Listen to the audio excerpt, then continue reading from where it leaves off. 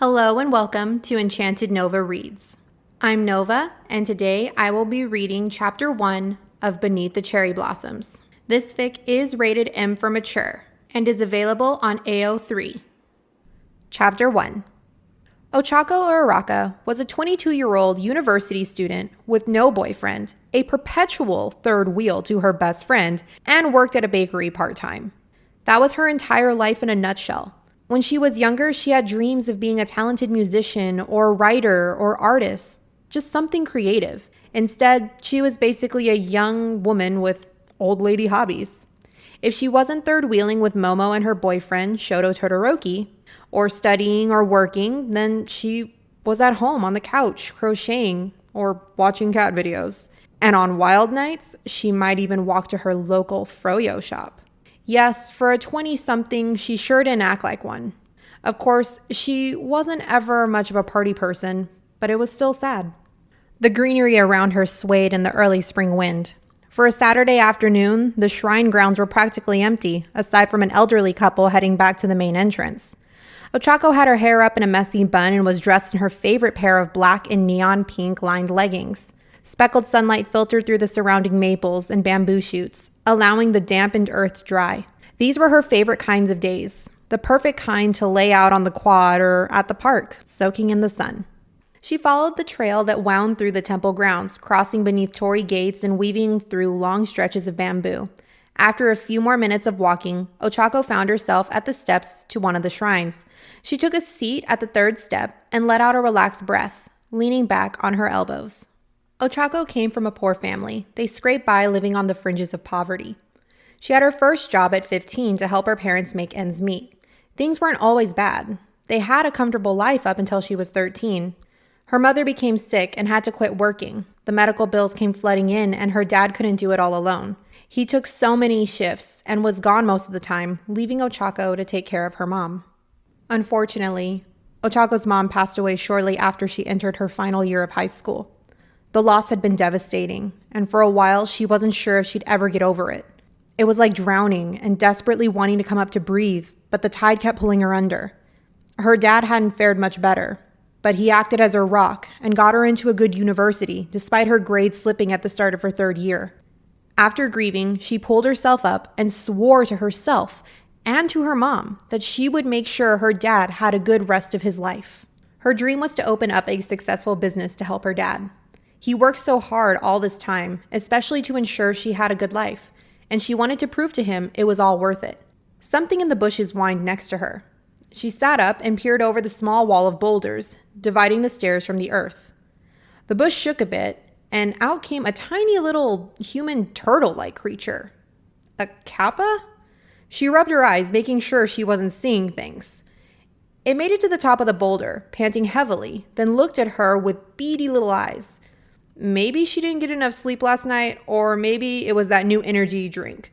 It did have a slightly funny taste. Kappa were just fairy tale creatures. She had to be seeing things. The little creature flailed its arms, seeming as though it didn't already realize she could see him clear as day. She licked her lips and leaned forward slightly. The Kappa stopped flailing and clapped his hands together, then turned his back to her, pointing back into the thicket of bushes, wildflowers, and trees. Ochako's brow creased. Is he trying to show me something? He whined as he looked up at her, dramatically throwing his arms toward the shrubbery. What? The plants? He shook his head, waving for her to follow him, and diving into the greenery. Wait a second. Ochako stood and dusted off her leggings. She stepped over the rocks, then cautiously waded into the surrounding fauna. Where'd you go? Squeak! She sucked in a breath and froze. Oh shit! Did I step on him? Squeak! Her eyes darted around, trying to locate the source of the sound, and up ahead, standing atop a tree stump, was the Kappa. He jumped up and down a couple of times, then pointed toward a large maple tree. Ochako nodded and approached, watching her step to avoid crushing anything. When she got to the tree, the Kappa ran around to the other side. She let out a breath, feeling like she must have truly lost her mind. On the other side was a small clearing surrounded by ferns. In the center, laying on a bed of fallen leaves, was some sort of tiny creature that resembled a deer with... Were those scales? What in the world is that?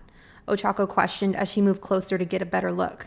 She knelt down beside the animal and noticed it had 2 injuries, one on its chest and the other on its back left leg. It was still breathing, and the wounds seemed fresh. Maybe it had been attacked by someone. Or something. The kappa stood across from her on the other side of the sleeping creature with tears in its eyes. Ochako wasn't sure what to do, but she couldn't just ignore it. If she left it, then bad spirits would come and haunt her. She hesitated, wondering if she should take it to a vet or take it home. Her eyes flicked to the kappa as he plopped down next to the sleeping creature. "What happened to him?" Ochako asked, knowing full well the kappa wouldn't be able to tell her. She had to help him somehow. Her apartment was about a 15-minute walk away, and while she didn't know what she was doing, she knew a thing or two about taking care of the sick. Ochako pulled the zipper of her jacket down. She had to at least get the poor little thing cleaned up. And it just so happened Momo's boyfriend, Shoto, was a veterinary assistant. Maybe he would be able to help. She laid her jacket on the ground beside the red furred creature. It also had little golden-colored antlers. With gentle hands, Ochako scooped it up and placed it in the middle of her jacket, swaddling it like a baby almost. Once it was wrapped up and secure, she turned her attention to the kappa. "Do you want to come too?" She outstretched her hand, palm upward. The kappa stared at her hand for a moment, then nodded, jumping into her hand. She smiled and lifted him, placing him on her shoulder. If Ochako had to guess, the kappa's injured friend was another type of yokai. Given its golden antlers, red fur and scales, and its dragon-like tail, a Kirin. She rose to her feet, cradling the injured yokai to her chest, and began the walk back home. She hoped she'd be able to save it. "You forget your place," Koski Baccago said, crushing the windpipe of Nieto Monoma's underling. Scarlet blood soaked into Koski's skin as he tossed the corpse aside, licking the blood from his palm. Nieto narrowed his eyes. "So do you." Koski snorted and strode up to Nieto. He wiped the remaining blood onto Nieto's pristine white yukata. The dark red streaks would be quite annoying to get out, but Koski didn't give a shit about the loathsome prince from the northern court. "You fiends shouldn't even be called princes," Nieto hissed, eyes shifting from their sky blue shade to a solid ink black. It was adorable how he thought he was intimidating in the least. The northern court were all a bunch of hoity-toity, wine-drinking morons. They cared only about their parties and the things they could fuck. "Where is Ejiro?" Koski said through gritted teeth, black claws ready to slash Nieto's pretty face if he even thought about playing dumb. Don't lie to me." Koski wagged a finger at him. "Tell me and I forget it happened. You go free and we'll call it even. He fucked your latest intrigue, and I know that's annoying. But wouldn't it be more annoying if I broke all of your limbs and fucked your entire little harem in front of you?" Nieto's nostrils flared. "I had him sent to the human world." Koski smirked and slapped Nieto. "There. That wasn't so hard, was it?"